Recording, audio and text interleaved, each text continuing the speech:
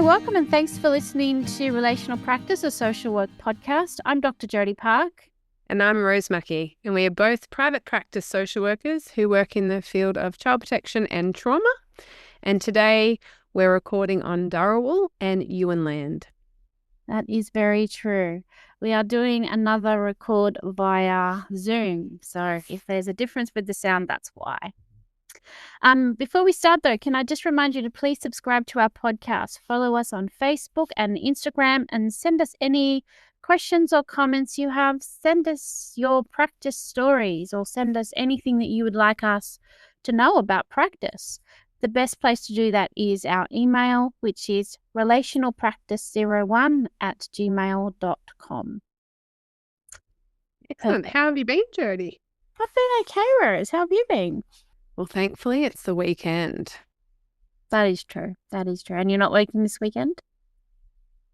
No, not much. Yeah, I'm just going to do a little bit as well. I mean, we always work a little bit on weekends, don't we? Yeah. Yeah. It's kind of, it's how it's always been, right? Yeah, absolutely. Absolutely. All right. Before I go completely off track, I just wanted to say, when we talk about the collegial, like relationships with our colleagues, it's going to be really interesting to have a conversation about whether that's a form of supervision or not. Yes, because I think we both have a similar view that maybe it's not, but something that we can talk about and would be very interested to get our listeners' views on. Yeah, because it is a little bit controversial, isn't it, really? It's a bit of a controversial topic. Okay, before we start with our topic today, I just wanted to thank everybody for all of the great feedback we've been getting. We've been getting some great feedback, yeah, Rose? Like really nice stuff. We have, and we are both so appreciative to our former colleagues, some who have become, quite friendly with us over the years, but also just people that we worked with a million moons ago that have sent us messages and said, was a bit of a kick to listen to us in their cars or in their homes. We really do appreciate all the feedback, and the feedback from people that we actually don't know has been very overwhelming too. So thanks, guys. Yeah. And it's been kind of similar in that most people are saying what they really like about us is that it's fairly obvious that we're very unscripted. It's fairly obvious that we're very genuine in how we're talking and what we're talking about. And just some really good feedback about how people also thought that perhaps there was something wrong with them because they used to think the same way that we do about things, but it's sometimes very different to how other people think about things. Yeah. And I'm like, that's great feedback. I really appreciate it. I did want to talk specifically about an email we received, and it's from someone that I actually supervised when they were doing their final social work placement years and years ago. And she is now our social worker with health. And she was amazing then, so I can just imagine that she is an amazing social worker now. And she said that she just wanted to let us know that she's really enjoying listening to our podcast because she's found other social work podcasts to be super technical and boring. And she loves the way our conversations are about real on-the-ground issues, dilemmas that we face as social workers, and that we aren't perfect, which is really cool. I think that's great feedback. She also really liked the way we both discuss the backpack we take to work every day, and that it's full of our own personal struggles, biases, and assumptions. And it made her think about some of the clients that she's seeing at the moment and the way that she might actually be working with them because of the stuff that she's bringing to the situation. Which, fantastic.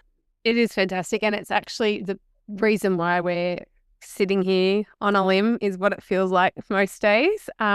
Because we wanted to provide an opportunity for many different practitioners to maybe see this as an informal part of supervision, something that makes you think, reflect, and be a bit more curious in our work. Yeah. And, look, I don't want us to be like, blah, blah, our podcast is great and that other social work one is boring, because that's not the point. Like, I want, I guess our podcast is different to the other social work podcast, but it's intentionally different. We don't profess to be the experts. We don't pretend that we know everything. And when we talk about things, we talk about it from our perception and our understanding of whatever it is we're talking about at that given time. And I think that is a little bit different to the podcasts that I've listened to. But not better, just different. It's different. Yeah. And we talk about different perspectives, and you can learn and grow from all different perspectives. So it's just another lens, hopefully. Yeah, absolutely. Because I reckon our approach would annoy the crap out of some people, Rose. Oh, and it did. We know this.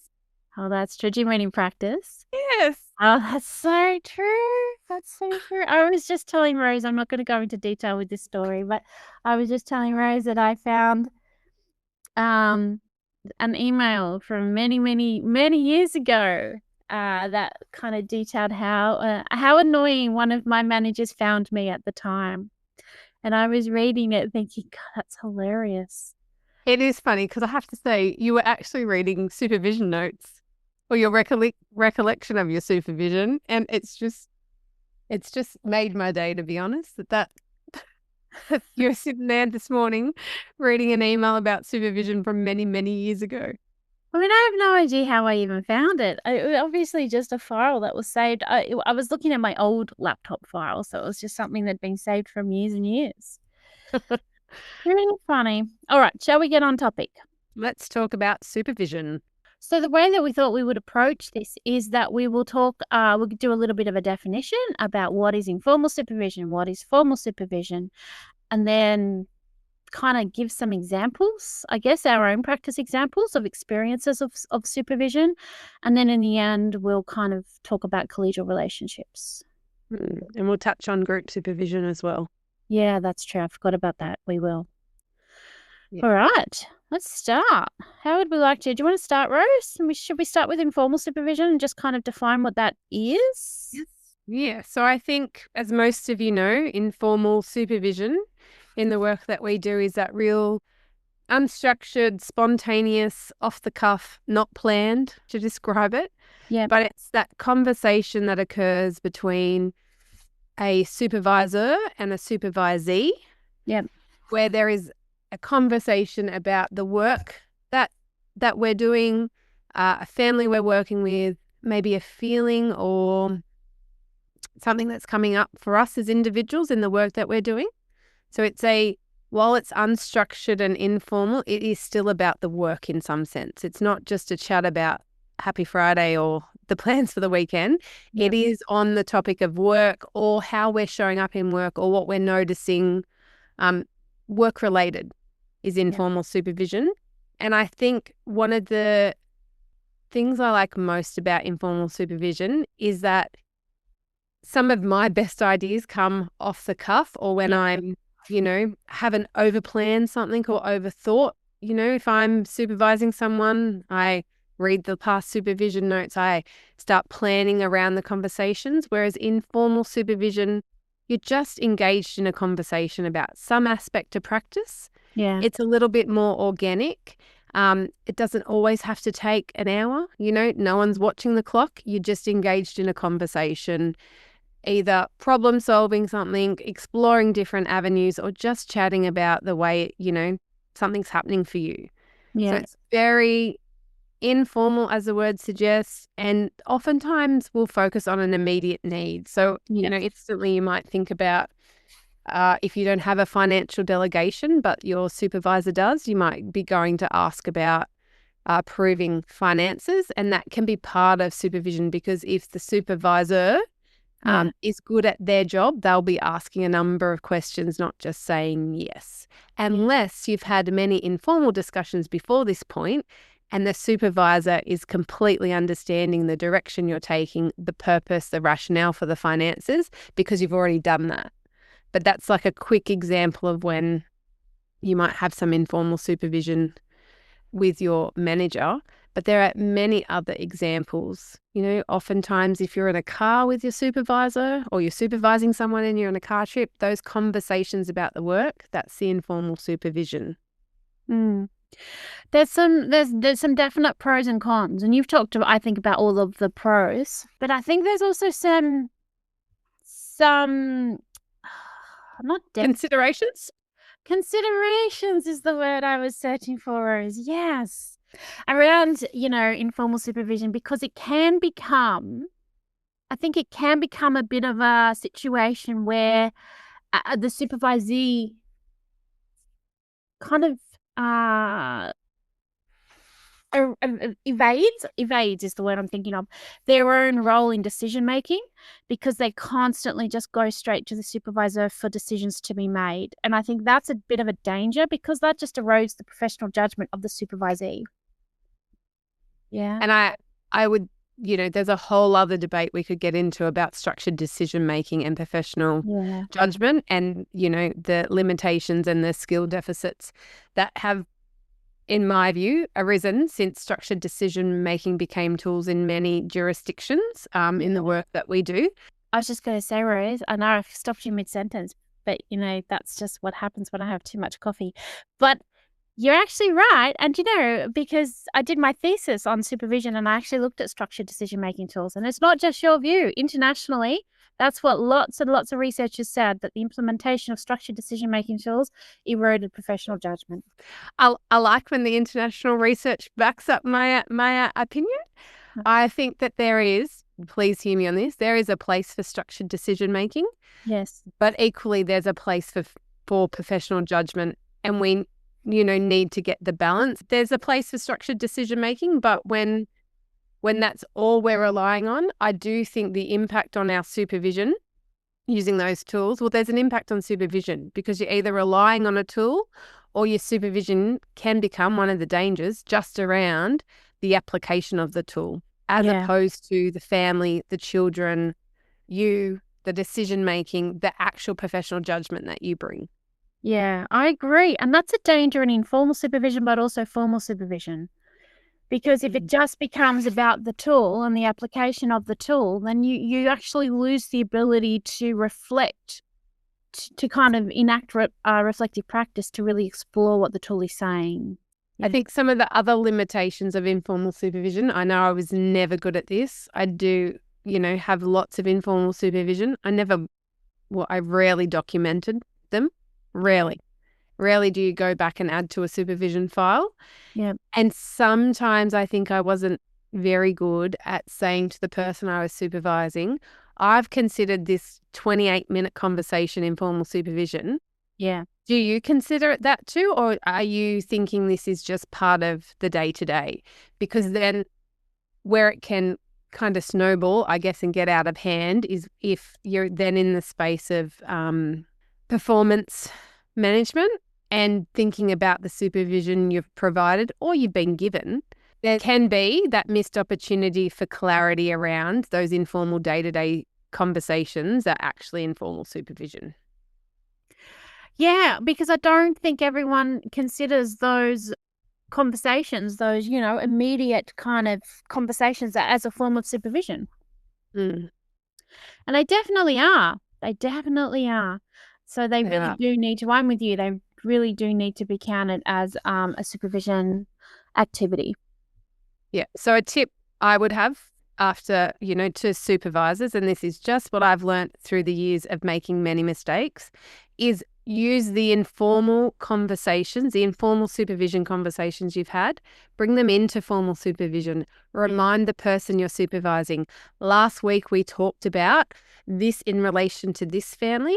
Yeah. Today, I wonder what skills or what theories you can apply to some other families, or what your reflections were later. Like, bring it into the formal supervision. So there's a really nice congruence between informal and formal supervision. It's then very clear. It's not opaque. We're all on the same page. That conversation that we had last week, I'll bring it into the formal space and just mention it, or, dive a bit deeper. But that is something I wish I had known earlier on when I was managing people, to bring the informal supervision into formal. Yeah, absolutely. I agree. I agree. And do you know what I was thinking about when you were talking? I was thinking about how you can kind of use those informal supervision conversations, I guess, to manage your manager a little bit, to manage the person that who is supervising you if, if they're a little bit unpredictable or there's, some conflict in the relationship, you can use informal supervision type conversations to actually help to focus the decision making, if that's what needs to happen, around a case so that it actually stays on track. And I'll give you an example. So I used to have somebody who, when I was a manager, the person above me who used to manage me was sometimes very unpredictable, was sometimes someone who just kind of came up with case direction out of complete left field, and I had no idea where this kind of came from. And so I learned very quickly that if I wanted to stay on track and I wanted to actually get a really quick, immediate decision about something that was in her delegation and not mine, then what I needed to do was always take two options to her.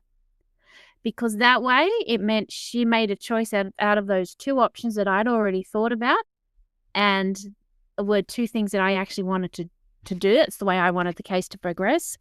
So it was a win for me, but it was also a win for her because she actually didn't have to think, which meant she wasn't going to pull something out of her ass that was completely from left field.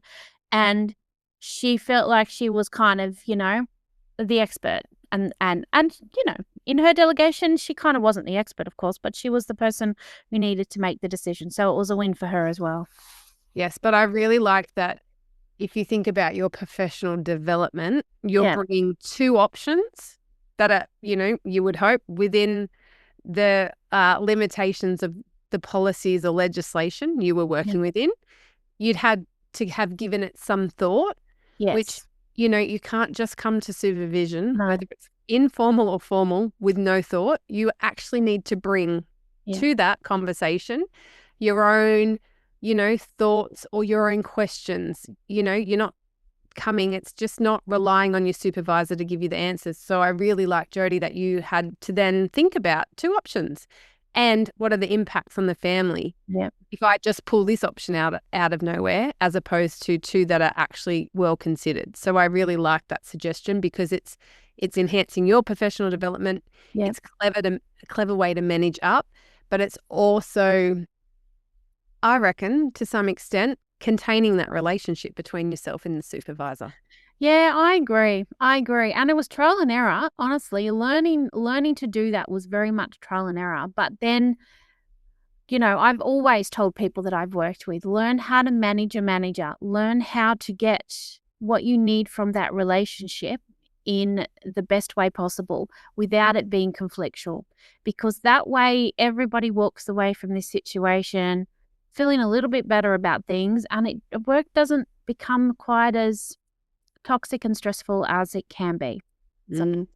And thinking about the clients that you're working with and that parallel process, it's a much better place for our clients to be in than when there's conflict between you and your supervisor or you and the supervisee, because we know that the end impact of that will be felt by our clients. Absolutely.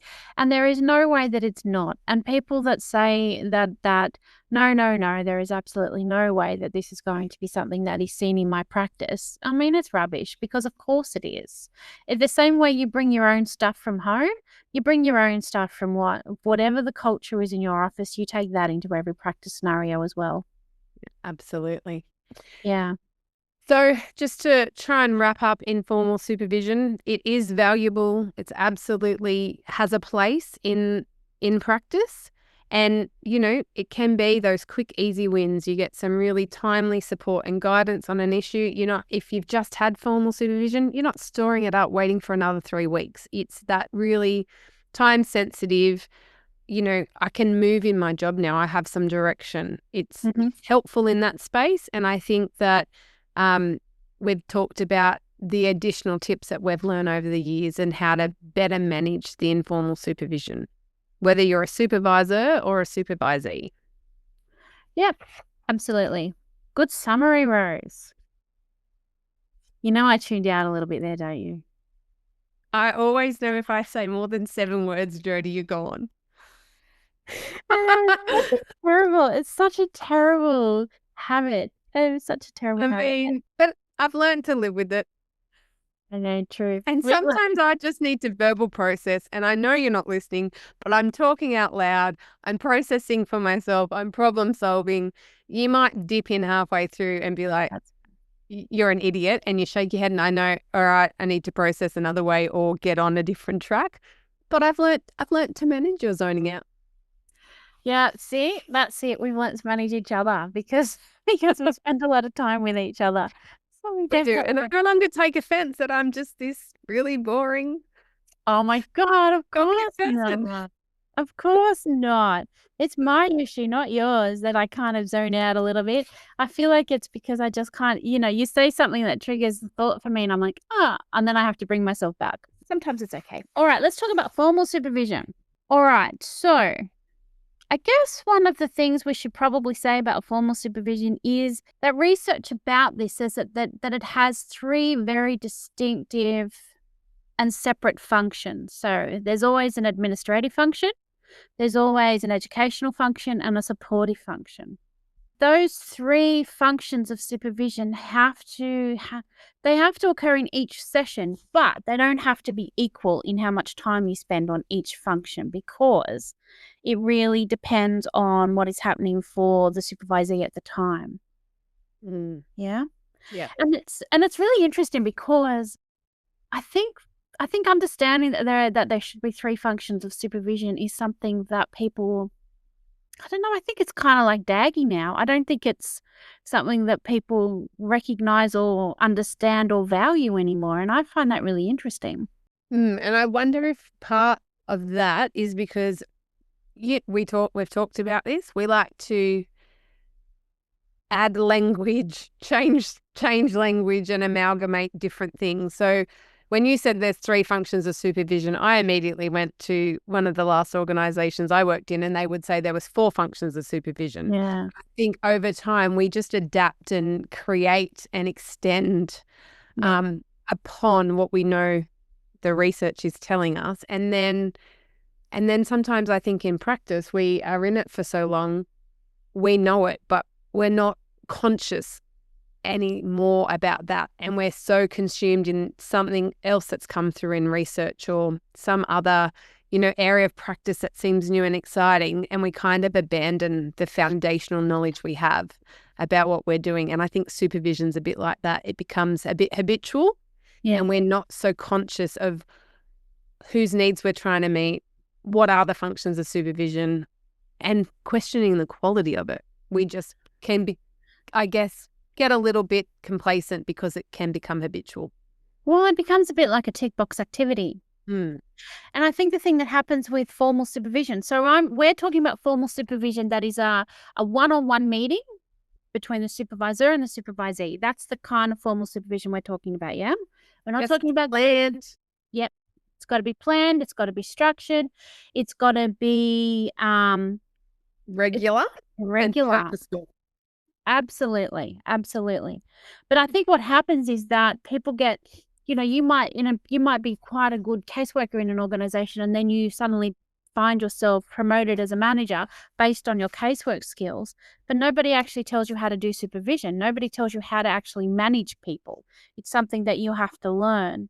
And if you don't have people around you to learn that from, then it's kind of tricky because you have to teach yourself. It's very tricky. And I think the research has been clear and consistent over many years that supervision is, well, the cornerstone is what I'm looking at for effective and ethical service delivery. Yeah. And what's missing from that for me is quality. It has to be quality supervision. And I'll give you an example. I worked in I was a manager in a particular program area in the child protection system, and my relationship with my supervisor was terrible. He did not like me. I did not like him. I had absolutely no trust that he knew anything about child protection, full stop. He had been brought in as a senior manager from a different profession, and I have nothing against people using transferable skills. But my assessment of this man was that he didn't feel that he needed to actually learn about child protection. So he came in with knowledge and skills, absolutely. Some were transferable, sure. But when I guess I look back now and I think about what really triggered me early on was that in a team full of, maybe there were 5 other managers in the team with me, like 6 teams all up. I could go in, like Jodie just talked about, in informal supervision. This is my family. This is what I'm thinking. I wasn't as clever as Jodie. I'd give one solution because it's always what I wanted, and he'd go, sure, no worries. One of my colleagues would go in with exactly the same situation, different family, and say, I think this, and he'd go, sure. And it would be exactly opposite of what I'd said. Another colleague would go in and say, similar situation, this is my, issue. What do you think? And he'd say, how interesting, very interesting, and give nothing back. So either that person came up with something there and then, or they'd walk out, ask someone else, or they would do nothing. This is generally was the pattern very early on. And thinking about the longer he's in that job, you have an expectation that you learn about the program you're managing. And for me, it just didn't happen. And I think I was probably pretty arrogant back then and had been doing my job for a long time and was getting lots of positive feedback. And I had a great team. I had an amazing team at that time. I had gun caseworkers. We had very complex matters. We worked hard. We had a great team. What I have since reflected on and learned is that the quality of my supervision with my supervisor seriously impacted my team's professional development, my professional development. It impacted my decision making, and it absolutely would have impacted my caseworkers' decision making, which means it impacted families. I was in this pretty toxic position with this manager for a bit over a year, and it had an impact on me outside of work as well. It got, to a point where it was very toxic, and I was becoming unprofessional and just made sure my team was so siloed from everyone else. We just bunkered down. We were like this little sub team in amongst, the other 5 teams, and even in amongst him. We just become, we just ran our own race, and it was not healthy, and it was not good for our clients, and it wasn't good for my poor caseworkers. And I, at the time, I wasn't having good supervision. I didn't get any other supervision apart from him, and we did it regularly, absolutely every month, without a doubt. It became a bit of a game, I think, from him that we would have this supervision, because I dreaded it. Sitting in a room with him for an hour every month, I'd rather peel my skin with a cheese grater than go to these supervisions. Part of it was we didn't like each other. I had no trust. I didn't think he knew what he was doing. But also it was so ticker box. He would go through, at that stage, there were 4 functions of supervision in that organisation, and he literally would spend 15 minutes on each function and just ask the same questions. We were just doing this ticker box. There was no room for anything else in that supervision. And he made sure I sat in that chair for at least an hour. And I would play the game. I'd have someone ring me and say there was an emergency. I'd have someone come to the door and be like, oh, I really need Rose. This is happening with clients. He was like, no, supervision. And from the outside, if I was his supervisor, I would think, wow, he's consistent. He prioritizes the space. He's not allowing any interruption. It's documented. From his supervisor's point of view, I could see that our supervision sessions probably looked pretty amazing. They were not quality. And part of, and we'll talk about it a bit later, is if you don't have a relationship with your supervisor, if there's no trust, then supervision's not quality. So I guess his boss at some point stepped in and said, you're acting like a total dick, I think were her words, and this has gone on long enough. Something has to give. And it was very clear from him he wasn't changing, and very clear from me I wasn't changing. So she said to me, well, here are your options. You can move program areas, you can find another job, or you can see how long it lasts in this current state as is before someone's having a different conversation with HR. They're your options. Yeah. I mean, none of those options were good options, were they? Really? Not at the time. I was devastated. I loved the program area I was in. I never thought I would change program areas. I just thought I would do that until the day I retired. Yeah. I ended up changing program areas, and it was the best thing I have ever done. Yeah, it was the best thing for you. But it took me a long time to realize that, because I wasn't having quality supervision, and I took all of that baggage from that supervisor into my next relationship with my next supervisor. Automatically, instantly had no trust with her, was cautious about supervision, was cautious about our interactions, because I knew she'd been given a handover about me, and I knew the way that I had, been acting professionally in the end wasn't professionally, and that if I was managing myself, I'd want to punch me. So I knew she had all that as I was coming in. And so you've got all of that now in your backpack as well. Yeah. If I'd had some quality supervision, that's an intervention in that period. Maybe it wouldn't have got that bad. Yeah. No, I don't think it would have got that bad, because you're right. It is about trust, because you can't be vulnerable without trust, and you can't actually grow as a practitioner unless you allow yourself to be vulnerable. And we expect our clients to be vulnerable, but we don't expect ourselves to be vulnerable. And that already is something that is a conflict. It's a conflict in the practice arena, because you can't expect one group to be vulnerable, but for you have to remain this kind of closed off, strong person. You also need to be vulnerable, but you can't be vulnerable with clients. I absolutely love that message, Jodie. Yeah. Yeah. And if you can't be vulnerable with clients, you need to be able to be vulnerable with your supervisor. Mm. Yeah. And if you're playing games with your supervisor, and I mean, I clearly was, and he was playing games with me, we talk about that parallel practice. What games were we playing with? Well, what games was I playing with my caseworkers, getting them to interrupt supervision? It's so bad. And I have no bones about airing that here, because it was many years ago, but I learned so much from it when I eventually got quality supervision, and I was in a space to reflect on me as a practitioner, and then the damage I had done to those caseworkers who were so young and amazing and skilled. They were just fantastic. And to think that I've had an impact on their, career development, the way in which they came to work, like, it's pretty disappointing. I was so disappointed in myself.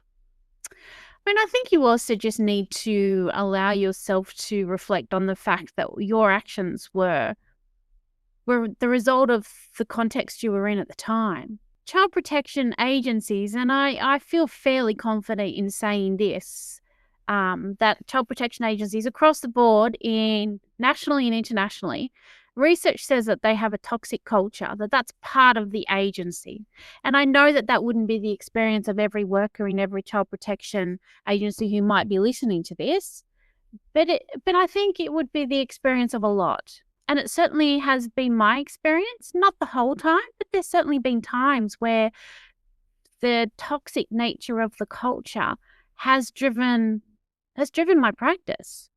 And you're describing how it drove your practice. And I can absolutely remember times where it was a little bit like when I was managing teams, we built a little fence around ourselves, and it was like you had this pretend barbed wire fence around where we all sat, and we did not want to interact, because it's almost like you have to have a buffer. Yeah. Yeah. And I think that's why it is so important that, the children's court is that kind of level of checking and balancing for your work, or the ombudsman or the children's guardian or whoever those bodies may be. They are so valuable, because the culture of the organization does impact us as workers. Yeah, it does. We're always so contextually driven. Every part of us is so impacted by different cultures that we belong in. I wanted to say something. What was the other function of supervision? So you said there was 4 in the organization. In that organization, it was, geez, way to test me. Professional, administration. Yep. Reflection. Reflection. Yeah. Reflection, and then education and practice. Yeah. Okay. Use different words, but that's what they were. Yeah, that makes sense. So because the, research around supervision said that kind of identifies these three functions, reflection is, at the time, wasn't really something that was talked about when this research was kind of done. Right. And as it's moved on, reflection is something that has been built into the conversations you have about administrative, educational, and supportive. I was going to say the reflection has to be part of all of the functions. It's not a standalone function. You have to have the ability to reflect on how your administrative skills are impacting the work you're doing. You have to have the ability to reflect on how your understanding of theories or your applying theories into work, impact clients, and you have to have some reflection time in your client space as well. So it's ingrained to me in those three functions. Yeah, absolutely. Yeah, absolutely. And I guess one of the models of reflection that was, very widely used a few years back, and I assume it's still widely used, is, Kolb's model of experiential learning. Yes. That one. And that's such a good model. You have the experience, you kind of explore the experience, you explore the impact of the experience, and whatever the last one Then says. you plan and act. That plan and act is Plan and act. And I think what's lovely about that model is whether you're the supervisor or the supervisee, if you take particular care to note where are you most comfortable spending time. Yep.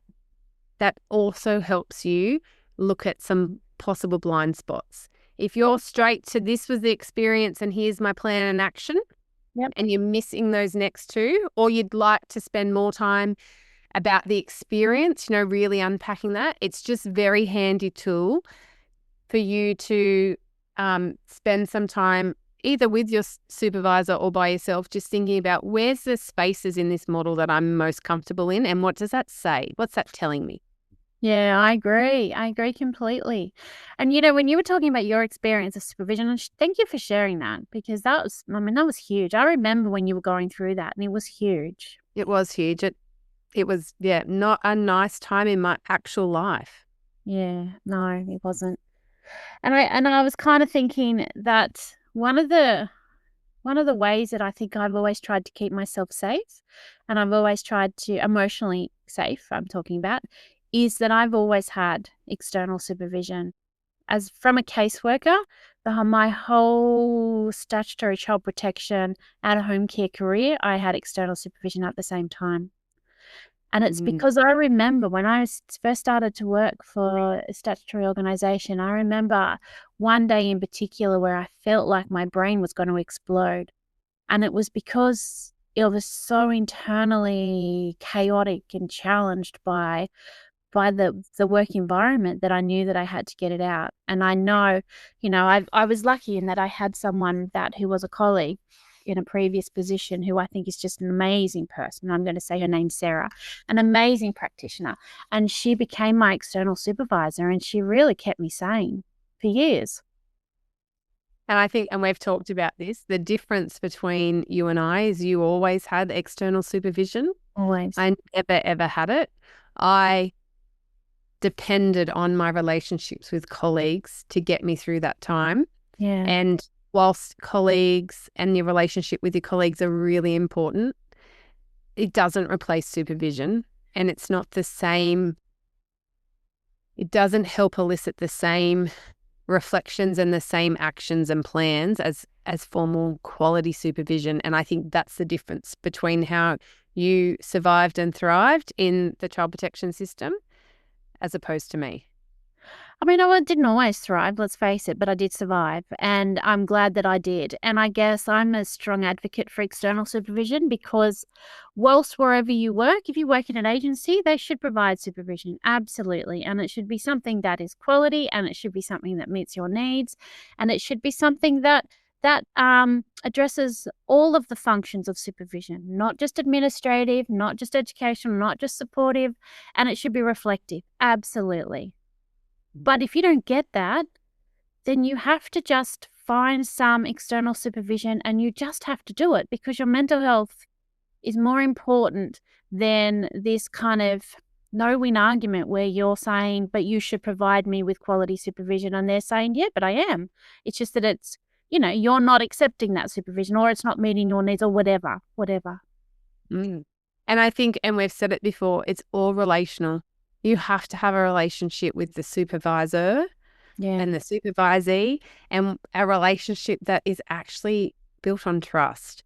That is like one of the underlying principles and, cornerstones of quality supervision. Do you know, it actually is. And, have I said this already? I don't know if I've said this already. I did my doctoral research on supervision. Did I say that already? You said that part, yes. Oh, I did. Okay. God, I've never talked about it more than I have in these now twice in this one thing. But, one of the things that that research found, so this was something that the literature said, and then my research has replicated what the literature said, is that if you don't have trust in that formal supervision space, then the supervision is just not going to ever be useful. It's never going to be quality, and it's never actually going to be something that drives strong ethical practice. Mm. And I think if you think about the story I told, so I left that very unhealthy relationship with that supervisor, and I went to the next program area and met this new manager who I'd never, ever kind of knew beforehand. It took a long time for that trust to be built. So if you're thinking, I guess my point is hang in there. If you're supervising someone that's had a pretty rough time in the previous job, as a supervisor, my advice is try and hang in to build the trust and take the time to build that relationship, because that is, as Jodie said, what is going to absolutely assist families or clients if you can have a trusting relationship. And trusting relationships are not automatic. They don't happen overnight. There's a whole lot of other things we have to overcome to get there. So yeah. Also, if you're the supervisor, yeah, have some faith that it's okay to try and trust your supervisor, and that it will take some time. You're not automatically gonna, have that trust, nor they of them, and that's part of the process. But I would add to that. I would add to that don't be afraid to go and seek good supervision outside of the agency if you need to. Absolutely. And then what you're looking for is someone you can connect with and someone you can build trust with. Yeah. Because you're paying money. So, they have to be good. As in, you have to be able to trust them. Yeah, you have to have a belief in their knowledge. Yeah. And in their ability to provide you supervision. Very true. Very, very true. I guess, when I first started managing in child protection, and I really had no idea what I was doing. Like, it was a crazy time. And I had to really teach myself how to do it. I did have other managers around that I could ask questions of, and that was really useful. And my manager at the time, I mean, she was interesting. She was definitely interesting. And I think she tried to be as supportive as she could. And I 100% felt like she had my back. 100%. But I don't feel like we had good formal supervision. It didn't matter because I had external supervision. And so I learned very quickly that I wasn't going to get good formal supervision with her. And that was okay. But I also had to sit there, and I'm not someone who's good at wasting time. I'm just not, unless I'm doing something I want to do, if I'm procrastinating. But I'm not good at sitting in a meeting where I just think this is such a waste of my time. There's nothing truer said about Dr. Jodie Park than that. I've never been good at it, never. So I learned very quickly that for us to both survive this experience, I would just ask her questions about her shoes. Because she loved shoes, and she had such lovely shoes. So we would have a whole hour's conversation about shoes, about bags, about whatever. And it met our needs. It definitely met our needs. She felt like I was doing a great job. I felt like she was someone that I could, in an informal supervision environment, could completely trust to have my back, but in a formal supervision environment, don't waste my time. See the games we play? And I would challenge you listeners to consider what games you may be playing in supervision. Yeah. And are they beneficial, and are they working for you? And if not, maybe need to redirect or find a new game. Because I do think there's an aspect of game playing when the supervision isn't meeting your needs. So and that's a short telltale sign that it's not meeting your needs when your game is to come and talk about shoes. And I love shoes, love them, love handbags. Could I talk about them for an hour every month? I'm not sure I could. Well, it was better than trying to pretend I was actually listening to to perhaps practice conversations where I really wasn't listening. And that sounds so conceited, doesn't it? And I don't mean to sound arrogant and conceited. I don't. But it's true because one of the things that I really struggled with was the fact that some of her knowledge was just so outdated. And it wasn't practical, and it wasn't something that could be applied. So we're talking, if the last practice experience was 10 years ago, you can't really use maybe some of the services or referral options or workers that you could use 10 years ago. You couldn't use them now because they're not the same. Yes. And even we highlighted the importance of context. Even the context of practice 10 years ago is completely different, not just in the service provision, but in the needs of the families, the vulnerabilities, the concerns. They're so different to the 10 years prior. Yeah. And it's different if you are still current. Absolutely, very different. But it's a bit like your experience, Rose. You're the person that was supervising. You just had no interest in learning about the practice context. The person that supervised me had a lot of experience and a lot of knowledge, but it wasn't current. There was no currency. So let's just talk about group supervision then. Can we, before we do that, can we just finish off formal supervision just by saying that? Oh, sorry. Sorry, Angus, edit all that. I didn't know we had to finish it. Go. No, don't edit it. I think it's fine to have it in there, but I just want everyone to understand that when you walk out of formal supervision, you should feel challenged. You should also feel listened to. You should also feel in control of your work. That's actually very good tips, Jodie. Yeah. That's how you should feel when you walk out. You and your supervisor don't have to be best of friends, and it's actually probably better if you're not, to be honest. But you do have to, as Rosa said, have trust, and there has to be mutual respect. And I think that's a great little analogy. So a bit of a quality assurance for you guys listening. Do you have these things in your supervisor? And when you're leaving supervision, your quality assurance practice is, do I feel in control? Do I have direction for my work? Yep. What was the other thing you said, Jodie? There were 3 things. Oh, Rose, I'm good once and it's gone. Challenged. Got those 3 things as a tick, or 2 of those 3 things as a tick. You got quality supervision. If none of those things are ticked, our challenge to you is to spend some time thinking about what you need to do differently in the supervision space so that you can have quality supervision, because it helps your practice and it helps the families we work with. Yeah, true. Very true. All right, let's talk about group supervision. So what is group supervision, Rose? Because it's such a buzz thing at the moment, isn't it? Buzz thing? I think I would say it depends where you work, right? So in the Child Protection Agency we worked in, we had a model of group supervision introduced in 2012 or 13, I think. So are you talking about practice discussion groups? Yes. Because they were like 2011, because that's what I did my research on. So that group supervision, well, what I would say is group supervision morphed into something different called group supervision. And then the group supervision that I facilitate as a private practitioner is something different again. Yes. Yes, true. Yeah, true. And, in the middle there was this model that kind of became a bit like a complex case review. And that was classed as group supervision as well for a period of time in the field of child protection out of home care. Yeah. And all of those, complex case reviews, group supervision experiences, practice discussion groups, Practice bites, I believe they're calling it now in some places. What is it? Practice what? Practice bites. Bites? Bites. We talked about jargon and we talked about bullshit before. Do you mean bites as in bite something? Yes.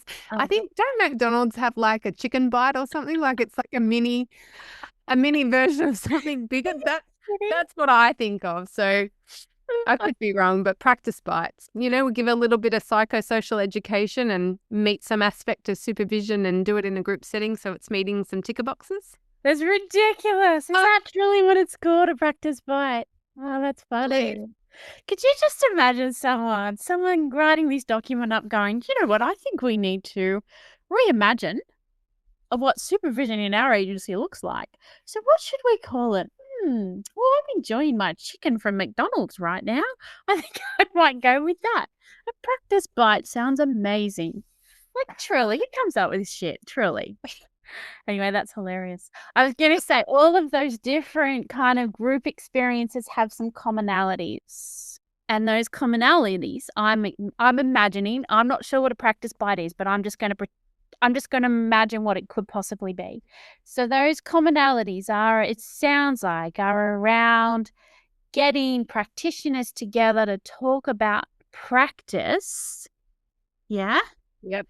But I think the differences could be around the intent of that practice conversation and whether there's the next step and whether it explores the impact at all on either the client or on the practitioner, and then what happens then.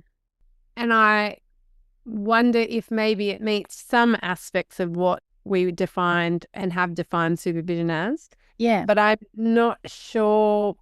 There's a place for group supervision, and I really like it for skill and capacity uplift and for building relationships with colleagues and for, really dissecting an issue that you're having, at a particular point in time and using other people's knowledges and experiences. I really love that about group supervision.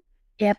I don't think you can just do group supervision because I don't know how you address the administrative part, and I don't know how you can address the self and the reflection on what you're bringing and how you're showing up in your work and the impact the work's having on you.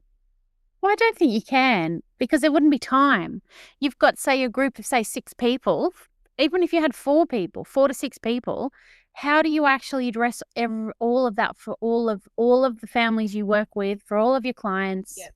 And you have to then have such trust in everyone. Like, it'd have to be such a sensationally amazing team that there was trust and people could be vulnerable and, all of that stuff. When you think about a trusting relationship is there for multiple people. And I'm not sure that I've ever experienced that, which is my hesitation in saying you can be vulnerable in group, absolutely. But I think there's vulnerability to a point. If there's no trust in your colleagues, or there's questionable trust, or there's new people. Group supervision often isn't a closed group, so people and coming and going impacts the nature of the group. If you think about just group work theory, open groups and oftentimes group supervision are open groups. Other service providers can come in, different facilitators can come in. So that brings a whole different dynamic when you're thinking about trust and vulnerability, in my opinion. Yeah. I completely agree. I completely agree. I think that, yes, theoretically, there's lots and lots of groups, isn't there, that where vulnerability is something that that occurs. The group members can feel vulnerable. But I think in a work setting, that is tricky. It's really hard. And I think particularly, as you've said, when it's not a closed group. Because to feel vulnerable, you have to actually feel comfortable with somebody. And you also have to feel confident that they can manage your vulnerability in a positive way. And if there's some group agreement or commitment, whatever the word is, about your group and things go wrong. So oftentimes, when I've been in groups, it's the learnings can be taken outside of the group, but the actual stories or experiences stay within the group. But when the group commitment is broken or someone goes against the commitment, how that is addressed and repaired is critical to then the vulnerability of anyone else in the group from that point on. And I think, conflict is tricky, and we're not always the best at resolving conflict within teams because there's just so many things that, get in the way, and you've got to come to work every day with people. So people will often revert to whatever feels comfortable, sweeping it under the rug, never speaking to that person again, whatever it may be. I just don't think the conflict ever gets resolved to a point, in my experience, where people that can then come back to that same place of vulnerability or extend on their vulnerability. Yeah, I agree. I agree completely with you. Like, God, You know how many people are on my haters list. Like, I'm the worst offender at that. I don't always manage conflict in a positive way with people that I work with. And, what does that say about my practice? Well, I mean, I like to think that I am able to separate my response to conflict with colleagues and clients. I mean, I like to think that, but, obviously, There'd be an impact somewhere, Jodie. yes, there would have to be. Of course. Yep. Of course, there would have to be. Yeah. So I guess in summary around group, definitely has a role, but it can't be the only supervision that somebody is receiving. Yes. And whatever group supervision you may be partaking in, it may look very different to a friend you have that's also in practice in a different organisation. And so the group supervision that you may be experiencing is probably likely to be different.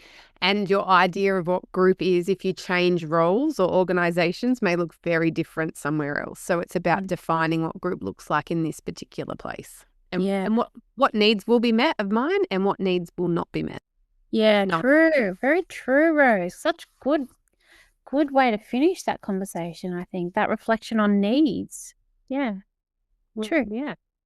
So throughout, I guess, this whole conversation we've had, one of the themes has been collegial relationships, yeah? Yeah.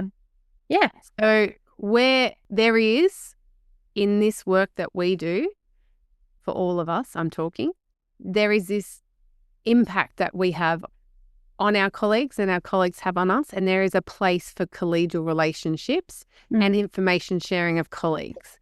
But I would not say that that is supervision. I would say that's a relationship with a peer or a colleague, and there can be an information transfer and there can be skill transfer, but I don't consider that supervision. No, I don't either. I think that you can get a lot of support from your colleagues. You can definitely get, as you said, in skill transfer, you can definitely get professional development. Absolutely. You can definitely feel this strong sense of support and this strong sense of teamwork and cohesion, because generally with your colleagues, there's some commonalities in terms of the goals that you have. If you work in the same organization, you're usually approaching the work in a similar way. So there's that kind of understanding that maybe other people don't have because they don't work in that particular area. So you can get this, this almost unconditional kind of regard in terms of, what the work, how you do the work and what the work means. But you can't then expect that collegial relationship to act in that kind of that vulnerable space. Does that make sense? It didn't really make sense in my own head when I said it. Let me explain. You're saying you want to re-explain it? No, you explain what you think I said. What I just heard was that you can feel very supported by colleagues and you can share knowledge and skills about the work. Yes. But you cannot have the supervisory expectation of guidance and delegation and feeling like the supervisor has some control, and control's the wrong word, that there's a plan together for the direction in which you're going and that it's supported, the direction is supported and you're supported. That you don't get that in a collegial relationship. Is that what you said? Well, do you know what? I don't think it is, but I actually think, I wish that I did say that because that sounded great, Rose. That sounded great. I think what I was trying to also say is that you can't be professionally vulnerable with a colleague. And I know that sounds weird and people are going to be like, of course I can. That's the person I'm always vulnerable with. But that takes it to a personal level. There's a difference between professional vulnerability and personal vulnerability. And you can't actually be professionally vulnerable with a colleague because generally speaking, they become a friend. I was just going to say, and that's where the blurred boundaries come in. Yeah. Yep. And it is so okay to become friends with work colleagues. Of course, yeah. So okay. There just needs to be some clear boundaries in the workspace. Yeah, absolutely. And then in the home space, if you're having dinner with friends that you've met through work, your dinner shouldn't be then in a restaurant talking about clients or your manager or, someone on your team that you generally don't like. That's the clear boundary I'm talking about. That stuff needs to be clearly like known and expectation that that doesn't happen, because that's the blurred boundaries when you're bringing work home and home to work. Yep. In your relationships with your colleagues, I would suggest, in my experience, you're in boiling water. Particularly if you are feeling compromised and maybe the culture's a little bit toxic. And if all you are ever doing is surrounding yourself with people and you all just talk about the toxic culture, then you're really just joining that train. Nobody is standing back and saying, hang on, is there another way that we can behave? Is there another way that we can think about this? Is there something else that we can do?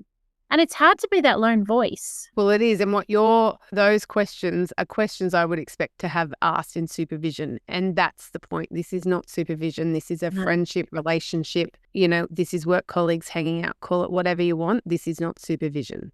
But it can impact your work relationships, can impact your work. Yeah, absolutely. Absolutely. And it can impact them positively too.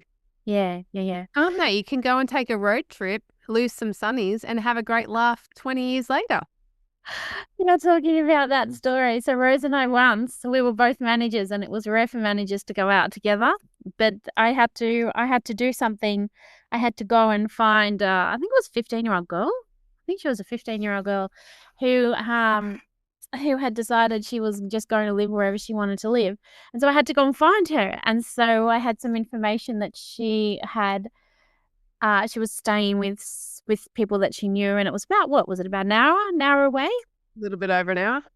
The house that she was in, I checked it out with the police, was a house that was known to have some drug use and some violence and some criminal behavior. So I was thinking, well, I'm not going on my own to this house. So thankfully, Rose came with me. And it was nice because Rose and I have been colleagues for a very long time. So it was almost like a day out, really. So we drove down, had a lot of laughs on the way, and we get there, and I had decided to bring some sunglasses that I had just brought. And this was the first time I'd ever spent, say, more than $20 on sunglasses. Like, these were sunglasses that I just thought were amazing. And I do not know why I decided to take those sunglasses, but I did. So these very pricey sunglasses that I just thought, how good am I? I'm going to walk into this person's home with these sunglasses on. And I didn't even really think about the impact that would have on anything. Didn't think about your privilege there, did you? No, I didn't think about my privilege there. I didn't think about any of that. I was just thinking, how good am I with my new sunnies? That's all I was thinking at the time.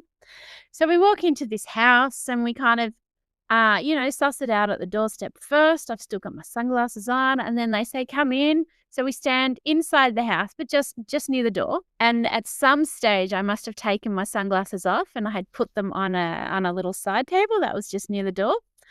And so one of us asked a question that just inflamed the whole situation. And we all know that was me. That was me asking the inflammatory question. Absolutely, it would have been, probably. And so then, honestly, all hell broke loose. Like, shit just hit the fan. And we had to leave that house really, really quickly. And we basically ran to the car with them chasing us, going, get the fuck out of here, blah, blah. You can imagine. Oh my gosh, they were not happy.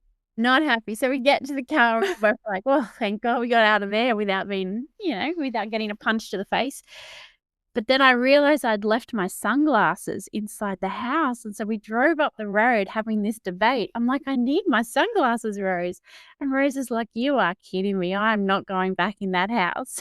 I'm like, I know it's not a good option, but I really need my sunglasses. So in the end, we agreed that, so I rang them.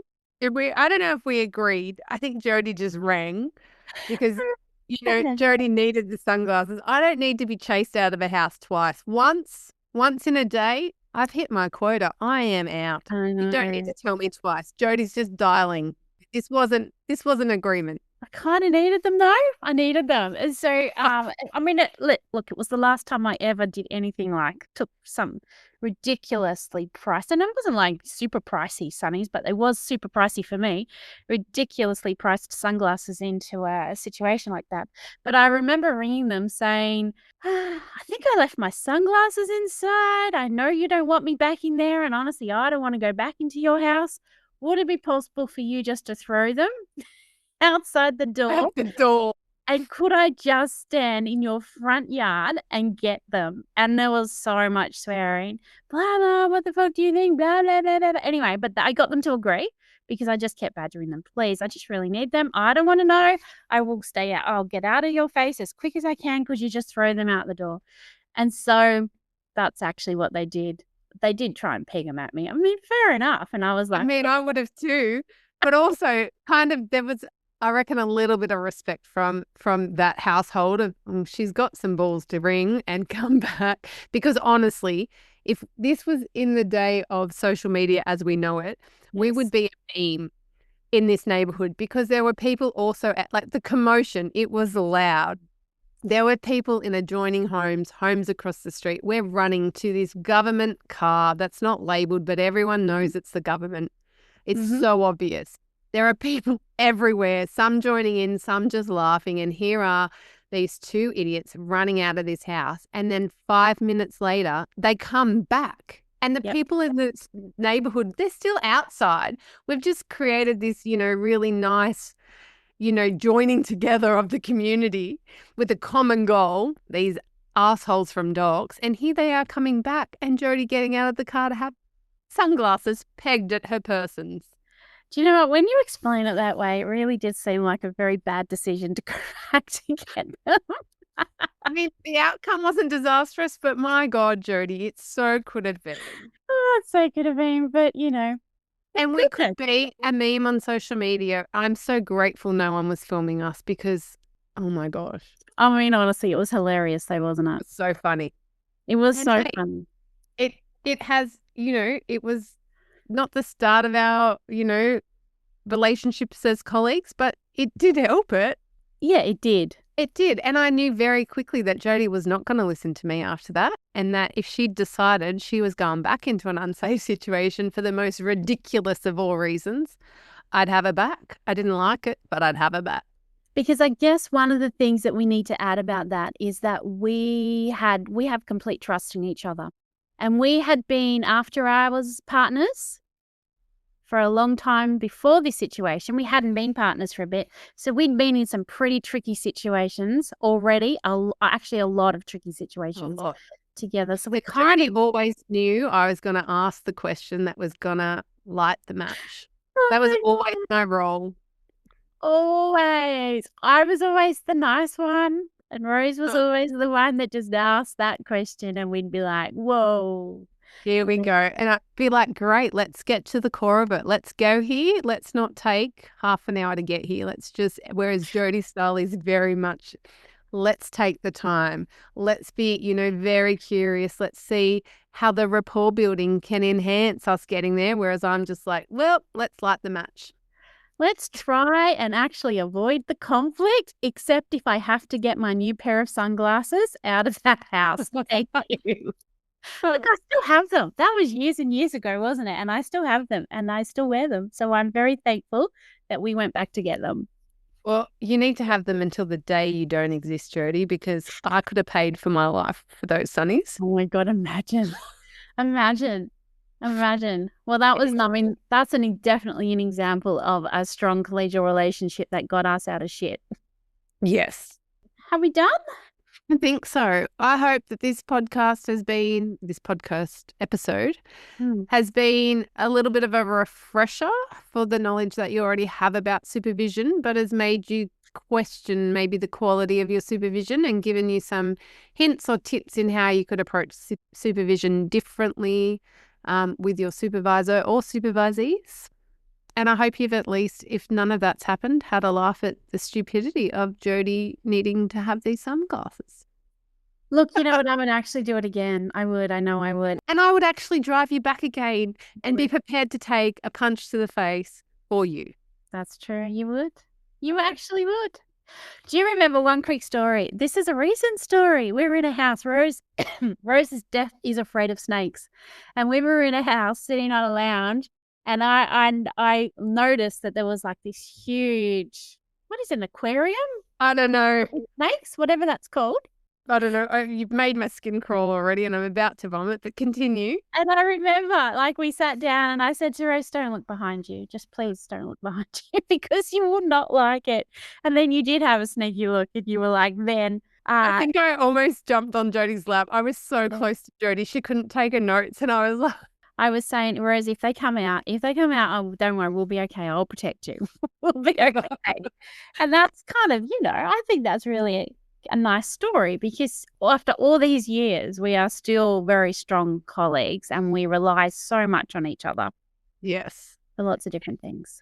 And just the things that I don't need to voice that you clocked the snake. You knew if I saw it without a pre-warning that there was something there I didn't like, that I would have been in complete flight mode and I would have been actually out of the house leaving Jodie there. Yep. So you knew you needed to give me some forewarning, not tell me exactly it was, but tell me it's cool, I've got your back, to keep me out of flight mode because Jodie has experience that I will just, for certain things like a snake, be gone. True. Very, very true. And I get it. I completely get it. All right. On that note, let's finish. Thank you so much for listening to Relational Practice, a social work podcast. Please follow us on Facebook, Instagram, and really, please can you hit follow and wherever you can and rate and review us so that other social workers can find our podcast. Yeah, we would appreciate that. Until next time, stay safe and continue to practice relationally.